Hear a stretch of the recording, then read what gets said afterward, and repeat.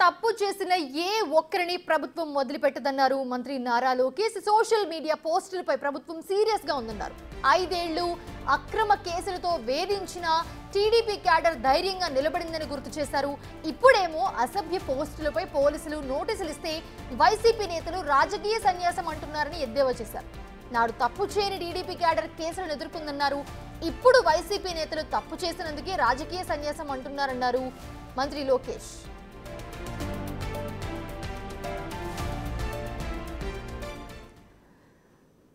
Right, ఇదే అంశానికి సంబంధించి అమరావతి నుంచి మరిన్ని అప్డేట్స్ మా ప్రతినిధి శివ అందిస్తారు. శివ, ప్రెసెంట్ మంత్రి లోకేష్ కొన్ని కామెంట్స్ అయితే చేశారు. ఏవైతే వైసీపీ వాళ్ళు మాట్లాడుతున్నారో క్లియర్ కట్గా మాట్లాడడం జరిగింది. ఒకసారి ఆయన ఏం చెప్పారు, అప్డేట్స్ ఏంటి?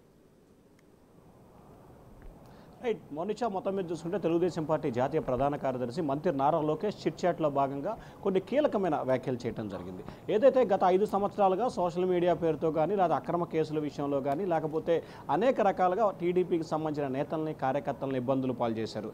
కానీ 5 సంవత్సరాల పాటు ధైర్యంగా పోరాడి నిలబడి తెలుగుదేశం పార్టీ గెలుపు కోసం గ్రామ స్థాయి నుంచి రాష్ట్ర స్థాయి వరకు కార్యకర్తలు నిర్విరామంగా కృషి చేశారు. కానీ ఇవాళ వైఎస్ఆర్సీపీ నేతలు కార్యకర్తలు సోషల్ మీడియాలో తప్పుడు పోస్టులు పెట్టి పోలీసులు నోటీస్ ఇస్తేనే తాము రాజకీయ సన్యాసం చేసే పరిస్థితికి ఏర్పడుతుంది, తమకు రాజకీయంగా భవిష్యత్తు లేదు అని చెప్పి వ్యాఖ్యానించడం నిజంగా సిగ్గుచేటు. ఆ పార్టీకి తెలుగుదేశం పార్టీకి ఉన్న తేడా ఇదే. తెలుగుదేశం పార్టీ కార్యకర్తలంటే ఎంతకైనా సిద్ధపడతారు, దేనికైనా పోరాడతారనే ఉదాహరణ వైఎస్ఆర్సీపీకి సంబంధించిన ఆ పునాదికి సంబంధించి ఎక్కడా కూడా నీతి నిజాయితీ లేని పరిస్థితి కనిపిస్తూ ఉంది. పూర్తి స్థాయిలో కలుషితం కూడుకున్న వైఎస్ఆర్సీపీ ఏర్పడింది. అందుకే ఆ పార్టీలో నేతలు కానీ కార్యకర్తలు కానీ నిజాయితీగా నిబద్ధత ఉండే పరిస్థితి ఎక్కడా లేదని చెప్పి లోకేష్ కీలకమైన వ్యాఖ్యలు చేశారు. అలాగే వైఎస్ఆర్సీపీ నేతలు గత 5 సంవత్సరాలుగా ఇష్టానుసారంగా తప్పులు చేసి ఇప్పుడు పోలీసులు నోటీసులు ఇస్తేనే రాజకీయ సన్యాసం చేస్తామంటూ కూడా ఆయన వ్యాఖ్యలు చేయడం ప్రధానంగా ఇటీవల కాలంలో శ్రీరెడ్డి విషయంలో కానీ తాజాగా చూసుకుంటే పోసాన కృష్ణమురళి విషయానికి సంబంధించి